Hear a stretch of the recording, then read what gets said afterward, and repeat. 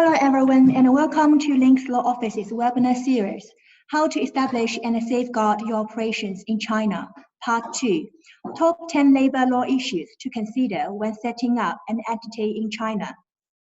My name is Ariel Wang and I'm working as the Market Manager here at Llinks Law Offices. I'm excited to be hosting the session today. In today's webinar, our speaker Patrick Gu will help to explore the top 10 labor law issues that must be understood when setting up and managing an entity in China. He will also highlight the essentials that foreign investors must know from hiring to firing. Our speaker Patrick Gu is a partner of Llinks Law Offices Shanghai. The webinar comprises of 40 minutes of presentation and 20 minutes of Q&A session at the end. If you have a question for our speaker, please feel free to send it through the Q&A tab at the bottom of your Zoom player. We will be answering questions at the end of the session. If we don't get to your questions during today's webinar, we will be sure to follow up afterwards. We will also share webinar PPT and audio recording with you after the webinar. Now, without any further ado, I would like to kick things off by welcoming our speaker, Patrick Gu. Patrick, now over to you.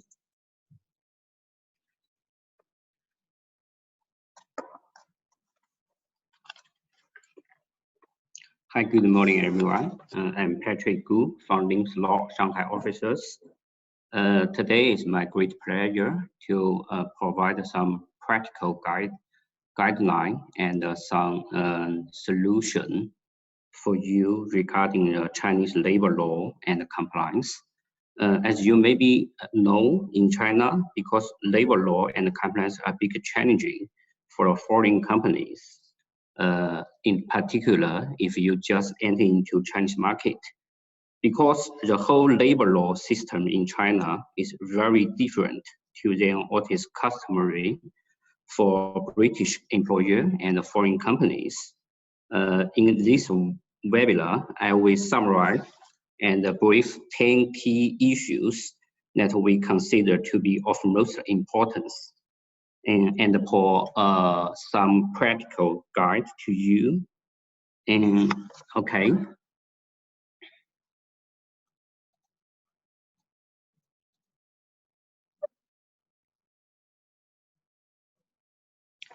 So before we kick off officially, I would like to take this opportunity to introduce our law firm.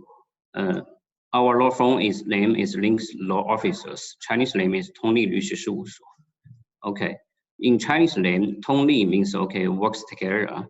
And in our law firm, we have over 20 years history, and our law firm is one of the earliest partnership law firm in China. Now we have 45 partners working in 4 different offices. Our headquarters is Shanghai office.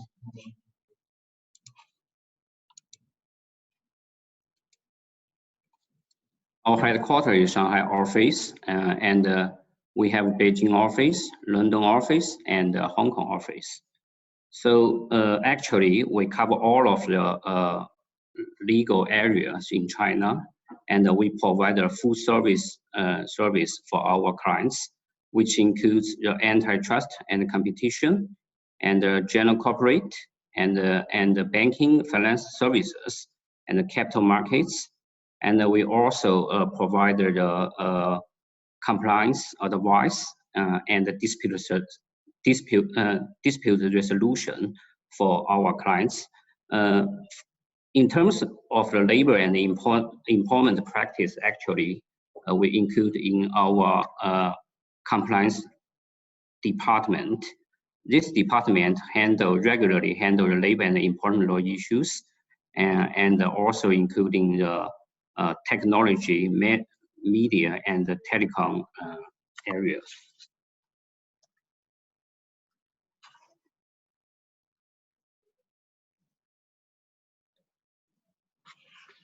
So, okay, let's start today's official introduction. So at the very beginning, when a foreign company they consider to enter a new market, so maybe at the very beginning they will consider which is the most suitable company for entering into a Chinese market. Shall they choose the representative office or WFE? Actually, the WFE means the wholly foreign-owned enterprise. So under Chinese law, rep office and WFE have a different requirement regarding the labor law hiring. So in particular, the rep office of a foreign company cannot hire Chinese employee directly, because actually the rep office just can provide the liaison function for its parent company. It means such rep office cannot doing business in China directly. So basic speaking, so rep office could hire Chinese employee only through the HR staffing agencies in China. For example, the FESCO and the CIAC. And under this arrangement, the FESCO or CIAC will directly hire the Chinese employee, and then second this Chinese employee to work for a rep office. So legally speaking, there is no any direct employment relationship between the rep office and the Chinese employees. As for the foreigners, a rep office could have one chief rep and at most 3 representatives in China. So it's a rep office requirement.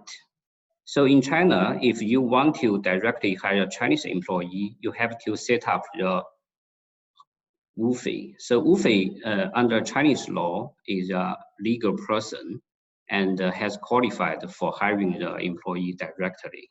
So it's a basic different requirement. So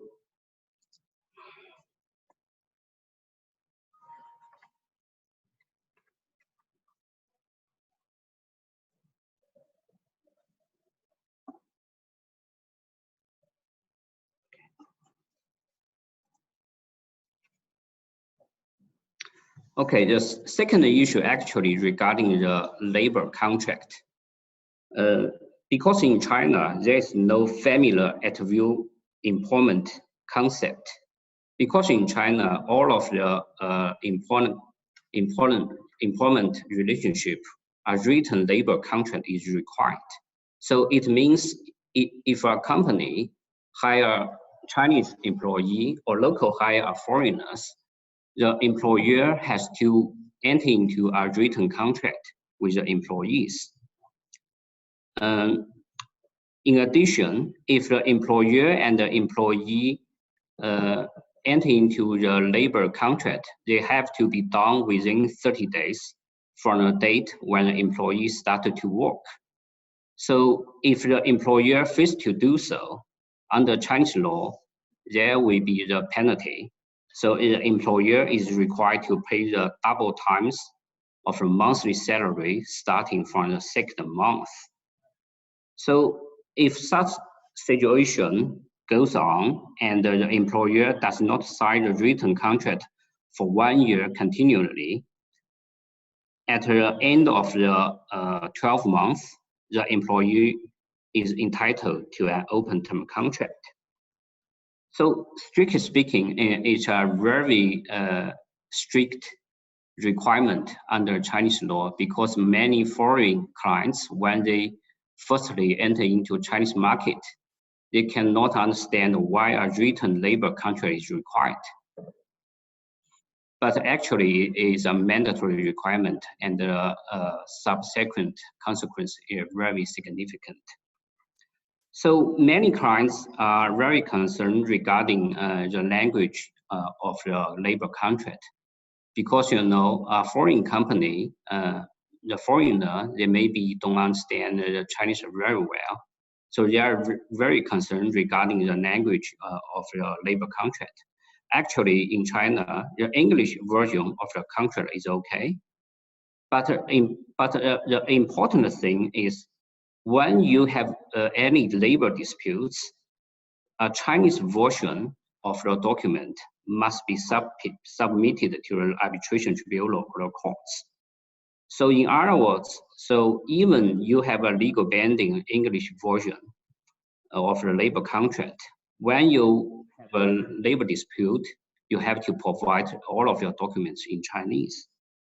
So from my perspective, maybe a bilingual version is highly recommended for you, because you know, when there are any labor disputes, maybe when the two parties have different understanding on the actual wording of the labor contract, are fully ready or well done or well prepared bilingual version of the contract will be very helpful for the employer when there is any labor dispute.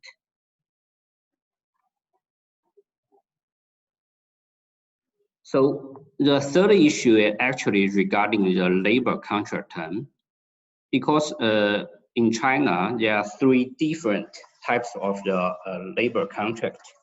The first one we call the fixed term contract. So there is no any minimum term requirement. You can choose the different terms according to your actually business needs. For example, the 1 year, 3 year, or half year is okay. Another concept is open term contract. So open term contract means, okay, there is no any expiration date for such employment contract. So actually it's an open-ended contract. During such open term contract, the employer and the employee can still agree on some employment conditions. If there is any legal causes for a termination, the employer and the employee can also terminate the contract. The third one we call the project-based term contract. Compared with the fixed term and the open term contract, the project-based term, there is no any limited period. It actually totally depending on the project. So I would like to bring your attention regarding the open term contract, because you know this open term contract is very unique under Chinese labor law. There are two situations the employer and the employee should enter into an open term contract. The first one, the employee work for the same employer for more than 10 years.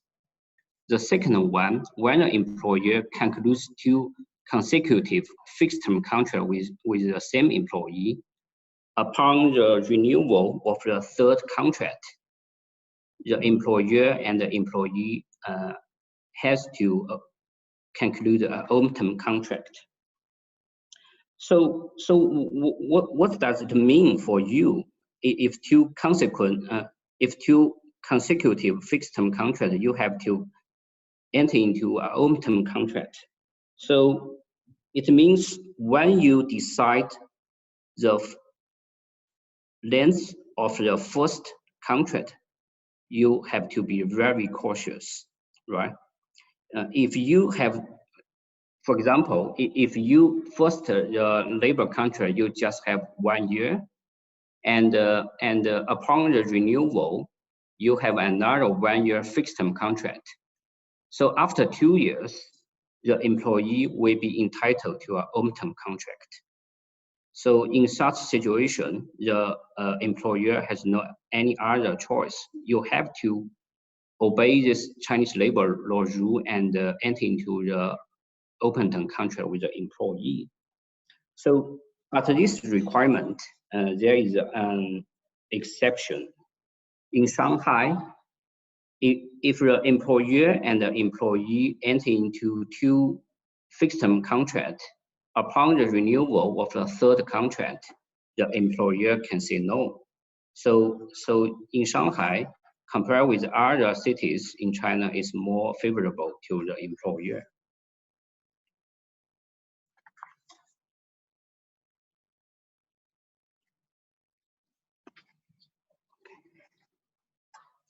In connection with the labor contract term and probationary period is another big issue, right?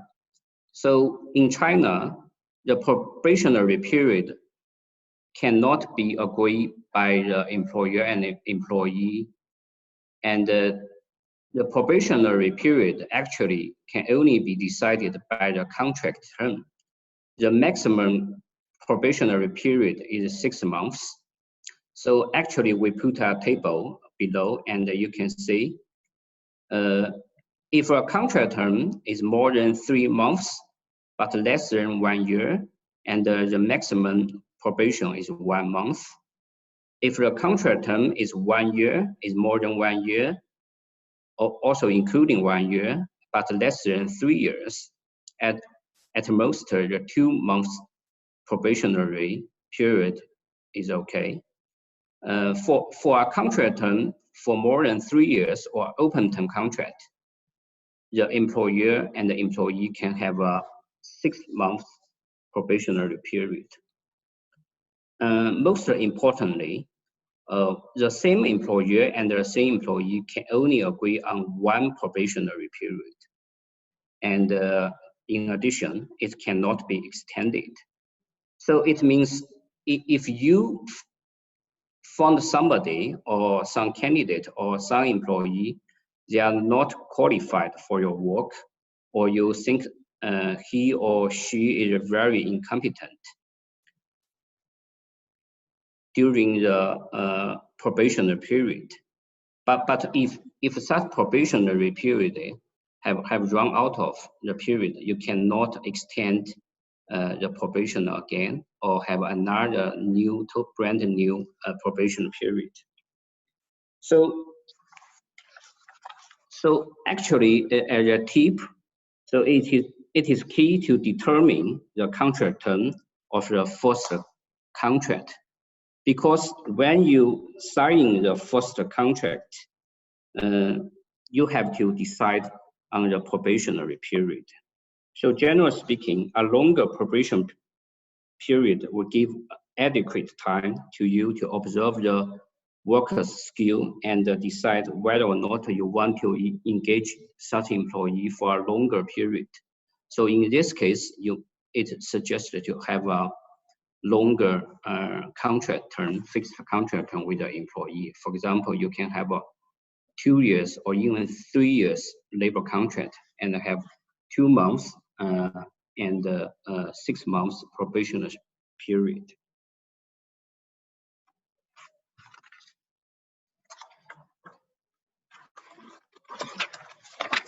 Another important issue is regarding the working hour system under Chinese labor law.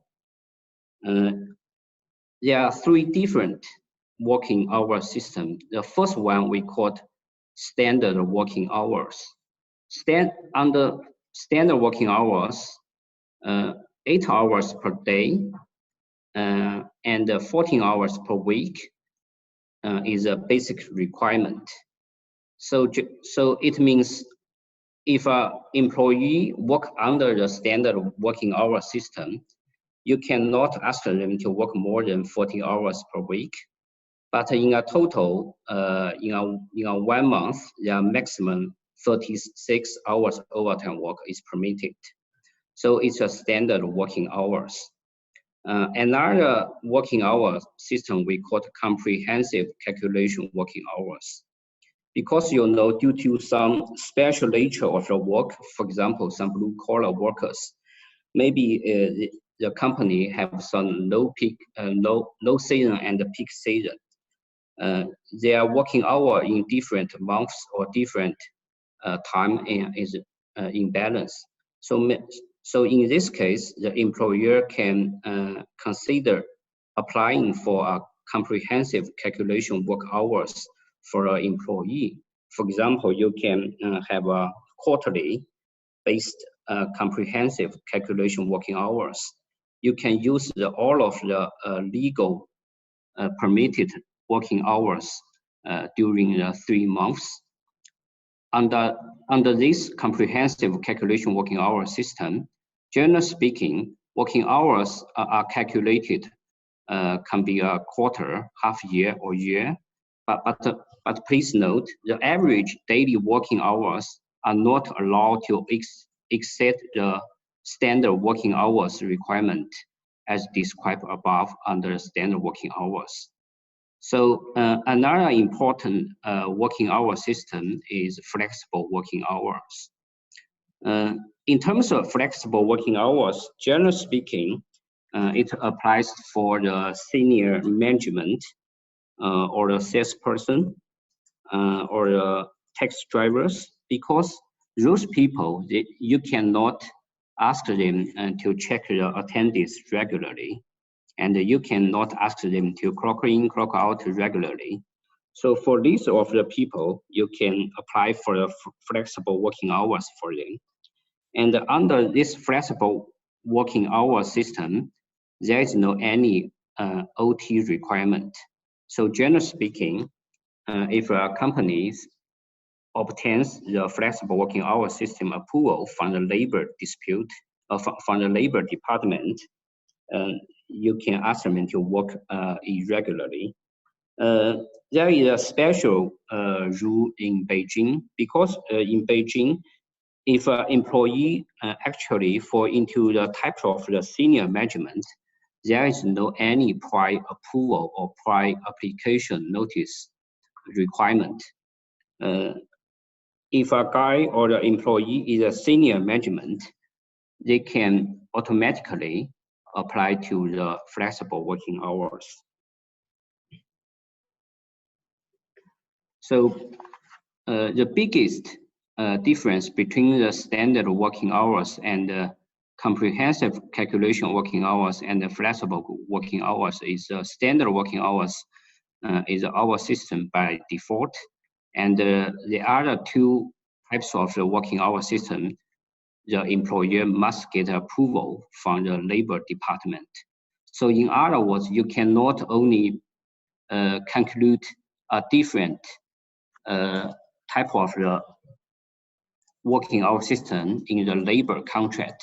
You cannot say, okay, because the employee has already agreed to apply to the flexible working hours, but on the other hand, you have not get any approval from the labor department.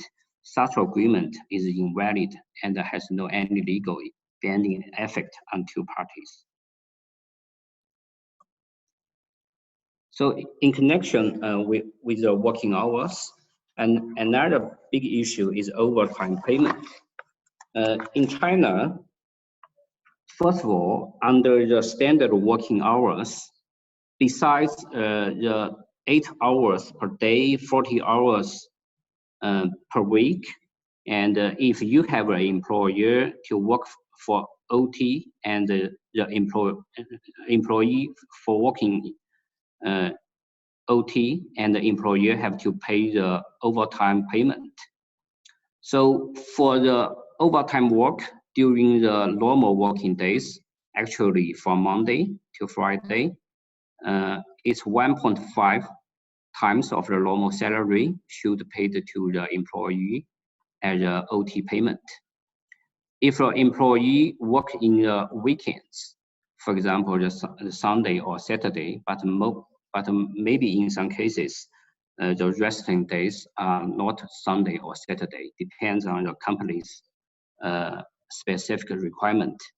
2 times of the normal salary will be paid to the employee as an OT payment.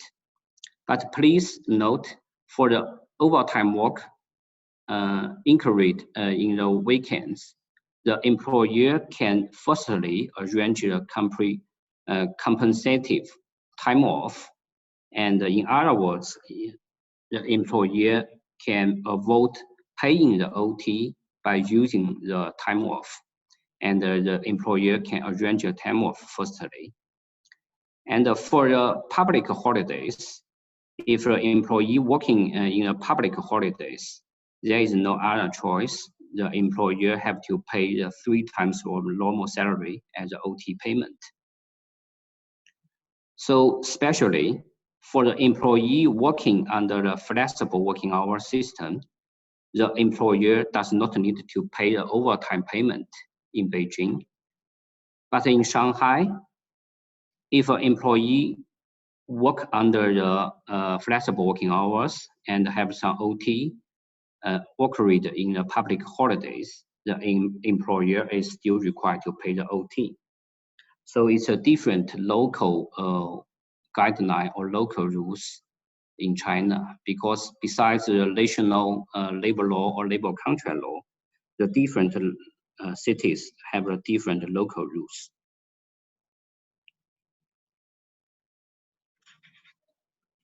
So in terms of the payment of the overtime work, so in most of the cases, we would like to suggest the employer to have a well-prepared overtime work application and approval system. Because based on our experience, there are a lot of dispute, there are a lot of labor dispute actually regarding the OT payment. Because when some employee left the company, they will claim factor to the 5-year or even 6 year of the overtime payment for the whole employment period when he provides work for an employer. So the potential legal risk and the legal exposure is very significant. So it is better to have a clear and practical and detailed guidelines regarding the OT payment. If the employee fails to follow such internal procedures to apply for the overtime, regardless of the overtime in working days, the weekends, or the public holidays, the company can reject such OT payment. It also provides some protection to the employer. So another important topic is regarding the intellectual property protection, because for some special for some specialists, for example, for some special industries, software, pharmacy, and other manufacturing companies, there are lots of engineer, and there are lots of R&D and person. So how to protect companies' intellectual property as well as trade secrets are very important to the company. And when the US and China negotiate on the economic talk, the IP protection is one of the most important topics, and there are lots of debating regarding the IP. Under Chinese labor law, actually, the confidentiality and the non-competition related clauses have a little bit connected with other law. For example, the anti-unfair competition law and the infringement law and the tort law. So the IP protection is very technical. For example, the employer and the employee may either enter into a separate confidentiality or non-compete or proprietary agreement, or maybe they just want to put some simple general clauses under a labor contract. But from our practical perspective, in the past, there are a lot of disputes actually arising from the confidentiality and the non-competition protection, and for the employer, in the most of the cases, they just want to rely on the labor contract to defend the company, but they will be found that it's very difficult, because the related clauses under the labor contract is quite simple, and it's not sufficient to protect the company. So a better solution, we would highly recommend the employer to consider signing a separate, detailed, well-prepared confidentiality and non-compete agreement. So for a confidentiality agreement or a confidentiality obligation under Chinese labor law, the employer is not required to provide a consideration to the employee, because actually when the employer hire employee and pay the salary to them, and the employees have the obligation to follow the company's policy and obey the confidentiality rules. But for a non-competition restrictions under Chinese law, the employer has to pay the additional consideration. First of all, so such consideration should be paid after the termination. So the maximum non-competition restriction are 2 years, and the employer is required to pay the consideration or the non-compete compensation to the employee on a monthly basis. So the amount of the consideration regarding the non-compete compensation can be negotiable by 2 parties. The minimum requirement under Chinese law or under Chinese labor law are 30% of the monthly salary of the employee before such employee leaves the company. So it's special because under Chinese labor law, for the non-compete obligations, only some group of people, they apply to such non-compete clauses or such non-compete restrictions. First one is the senior management personnel. For example, the general manager, deputy general manager, the HR person, the finance person, and the other technical person. The second group of people is R&D people, and working in the laboratory and working in the technical positions.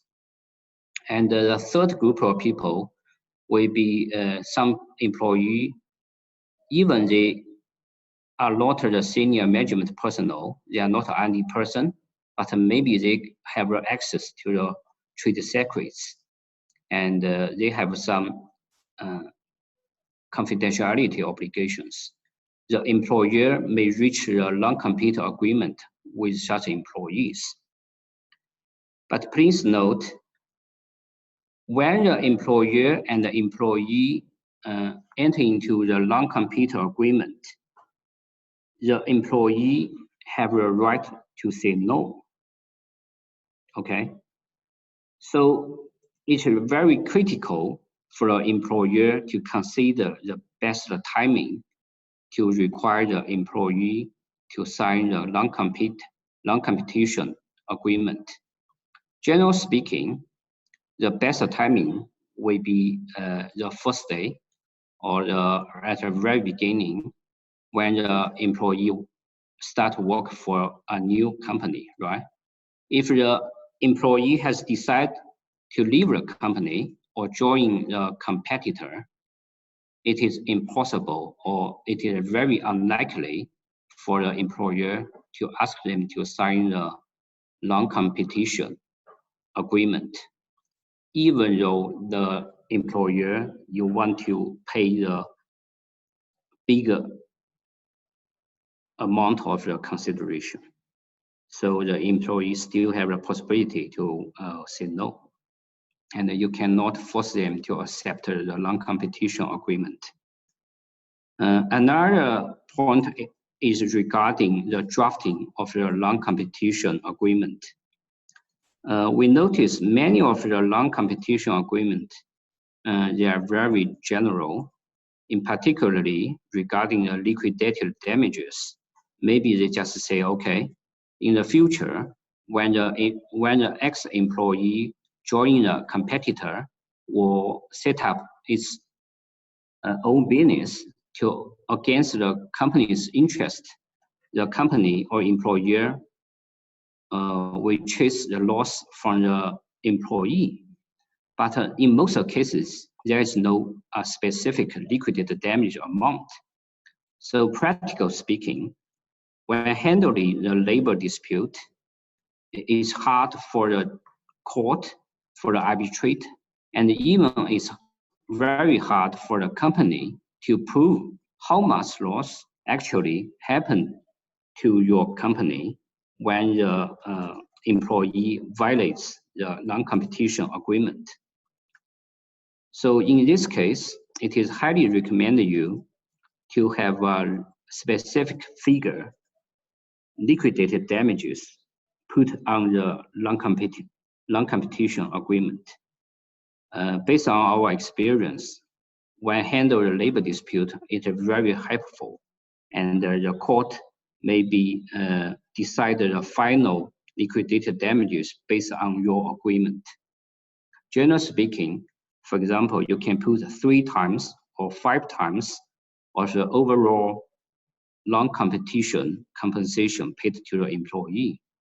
Under the labor dispute arbitration precedent, it is reasonable and can be acceptable by the judge.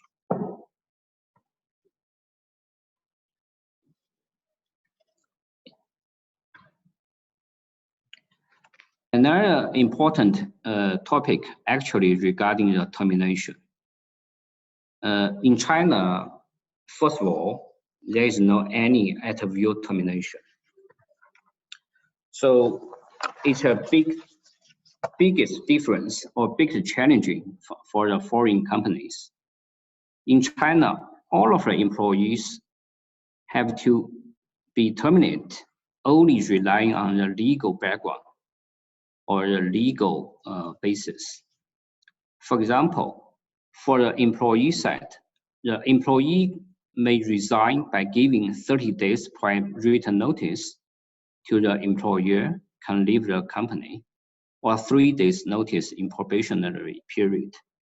But for employer side, it is very difficult for employer to terminate the employee. As I mentioned, all of the termination should be based on the specific legal grounds. I will give you some example below. First one, if an employee fails to meet the recruitment conditions in the probation, for example, such recruitment conditions can be education background, qualification background, or the experience, or past working experience. If the company has a sufficient evidence to prove the employee is not qualified for such a job position, you can terminate the employee during probation. If the probation have expired and during the performance of the labor contract, if the employee can prove the employer seriously violates of the company policies or the labor disciplines, the employer can terminate the employee as well. For example, if somebody breach the code of conduct or breach the employee handbook or other policies. And the third basis actually is regarding the employee seriously have a serious dereliction of duty or misconduct, which causes significant damages to the employer. And the third one is when the employee is founded enter into a labor contract with another employer, but in the same time, the employee fails to notify the employer and does not get a consent from the original employer, and the original employer can terminate the employee. And then the final one is the employee is bear the criminal liability. So all of these circumstances are the legal permitted grounds for the employer to terminate employee in China.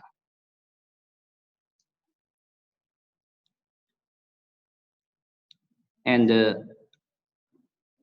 if the employee does not happen any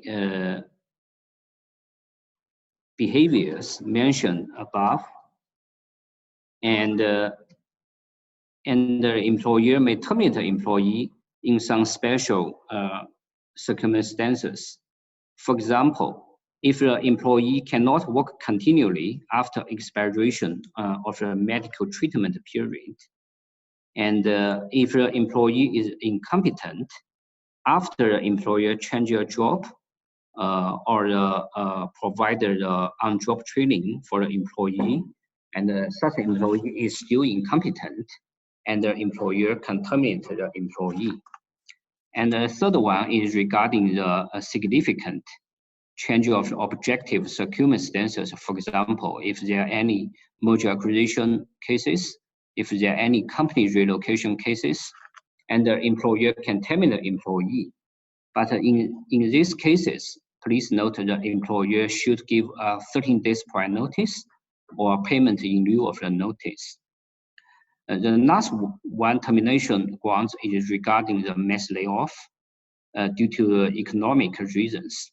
For example, when the company have some special reason, for example, the company undergoes the restructuring according to the bankruptcy law, or the company has serious production and operation difficulties, the company can conduct a mass layoff.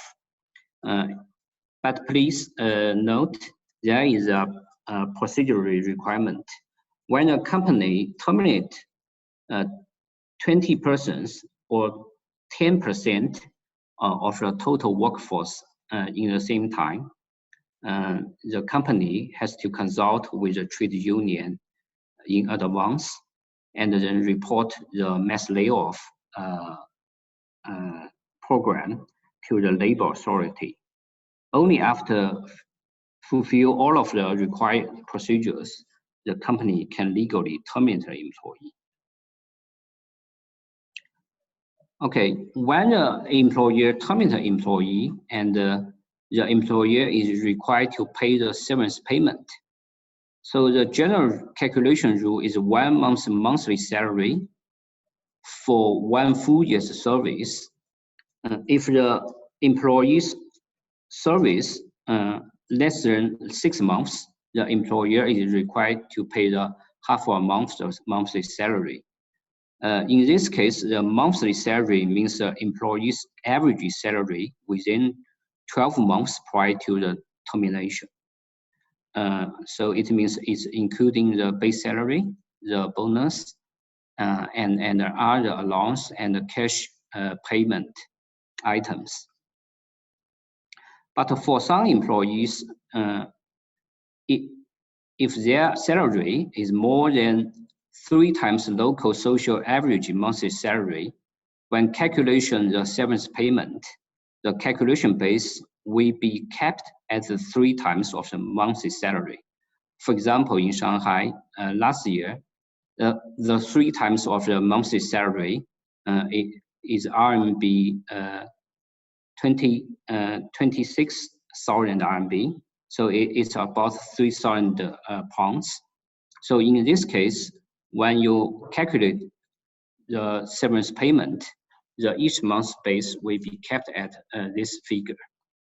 So most importantly, please note, because you know in China, the Chinese labor law is very pro-employee side and provide a very favorable protection to the employee. So when the company illegally terminates an employee, the legal risk for the wrongful termination is very significant. The employee can choose either claim double statutory severance payment or choose to request the reinstatement. Okay, so during the reinstatement, the company has to pay all of the due salary and pay the social insurance and other benefits for an employee. So the last one actually regarding the trade union and the collective bargaining. So in China, we also have the trade union, but such trade union is quite different from the Western companies or Western countries. Because in China, there is no independent trade union. So all the trade union actually is under All China Federation of Trade Union. So ACFTU actually is an official trade union. So under the Chinese trade union law, if there are 25 union members in a company, they have a right to form a trade union. So in other words, under the Chinese union labor law, trade union law, the company has not obligation to proactively to set up a union. But if there are any 25 union members they want to form a trade union, and the company cannot obstruct their operation or obstruct their obligation. Another important issue in connection with the trade union is regarding the contribution of the union fund. Because as I mentioned, in China, there's no any independent trade union. So if a company form a union, such union or company should contribute the union fund to the upper level union organizations. So the percentage will be the 2% of the total payroll. So 16% of the union fund will be remain under the company's trade union account, while the remaining 40% will be paid to the upper level union. So the union fund will be supply the finance for the company activities. For example, the team building activities. So another important function of the trade union in China is conducting the collective bargaining. So if a company, they have set up a trade union, legally speaking, this trade union can initiate a collective bargaining to the employer. For example, they can ask to raise base salary, and they can also require additional leaves or additional benefits. So it's very important for a foreign company when they enter into China. The trade union will be a typical issue for the foreign companies. As some of them maybe know, in 2008, the ACFTU actually initial unionization campaign to the foreign companies in China. And the ACFTU government officials, they require the company, the foreign company, to set up a union in China, in their Chinese entities. So there are a lot of debating, there are a lot of activities, and there are a lot of lobbying behind it, because most of the Western companies, they are very concerned regarding the unionization. They are not willing to be unionized in their entities.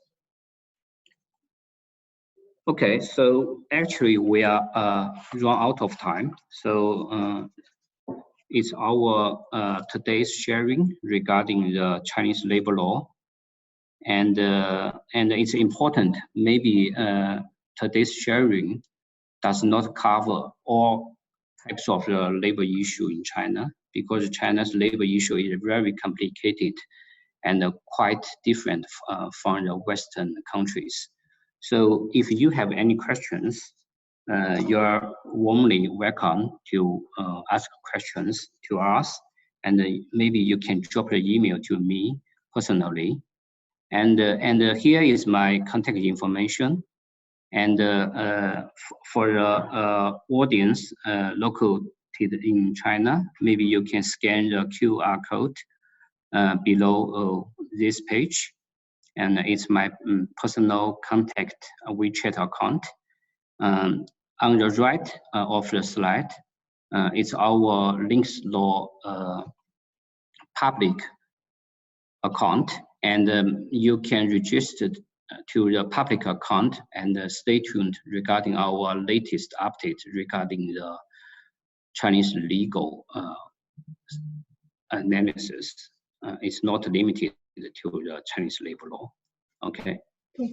Thank you, Patrick. We have a couple questions for you. Just bear with me for a sec. Let me just check all the questions. Let me select a few questions which Patrick would answer.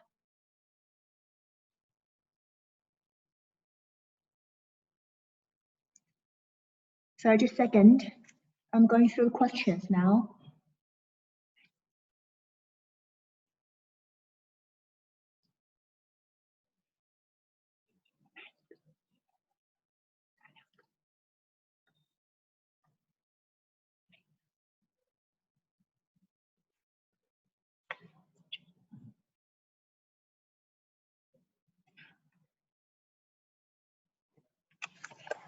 Right, I've got two questions here. So Patrick, when audience member asked, how can a foreign company terminate an employment contract under the PRC law?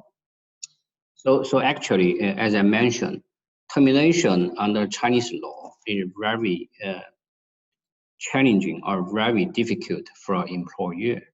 So basic speaking, there is no at-will termination. All of the termination should be conducted or based on the legal grounds. And most importantly, if there are any legal dispute, and the company must provide the solid evidence to the labor dispute arbitration tribunal to prove actually all of the evidence have been conducted, and such employee is legally to be terminated. So as a suggestion, because you know in China, maybe there are a lot of termination actually in connection with the labor disciplines. So generally speaking, in China, most of the companies, they will have a detailed and a solid employee handbook. So in such employee handbook, they will provide some rules and the disciplinary penalties to the employees. For example, you can have some special verbal warnings, or in some special cases, you can issue written warnings. And if the employee accumulates two consecutive warning letters, maybe you can terminate the employees. So generally speaking, or overly speaking, the termination in China is very difficult. The employer have to be very careful and cautious. Okay, thank you, Patrick. One more question for you. Does PRC labor law allow non-competing covenants? Yes, correct. Under Chinese labor law, as I mentioned, the non-compete covenants is quite normal, especially for some special industries. For example, the software, the pharmaceutical companies, and the universities, or the other high-tech companies. It's quite common. But please note, not all of the employee can apply to the non-competition clauses. only the senior management, the R&D person, or personnel have access to the confidentiality of the company or the trade secrets. The company can require them to enter into the non-compete clauses. And most importantly, and in China, if you want to have somebody to follow the non-compete restrictions, you have to provide the compensation for them, and the maximum non-compete restriction is 2 years. Okay, great. Thanks for answering audience questions, Patrick. Due to time limitation, if you have any further, if any attendees, if you guys have any further questions, please feel free to contact our speaker Patrick directly. As you can see, he's got his email address, contact information, and a WeChat, personal WeChat scan code up on the screen. Thank you all for joining us for the webinar. I also would like to draw attention to our upcoming webinars. China Data Law Explained, which will take place on the 16th of April, and Safeguard Your Intellectual Property in China on the 21st of April. You can sign up for the above webinars on our website, www.linkslaw.com or CBBC website. Thanks again for your participation, and we hope to see you again at our next webinar. Thank you all. Thank you so much. Thank you. Have a good day. Have a nice day. Bye-bye.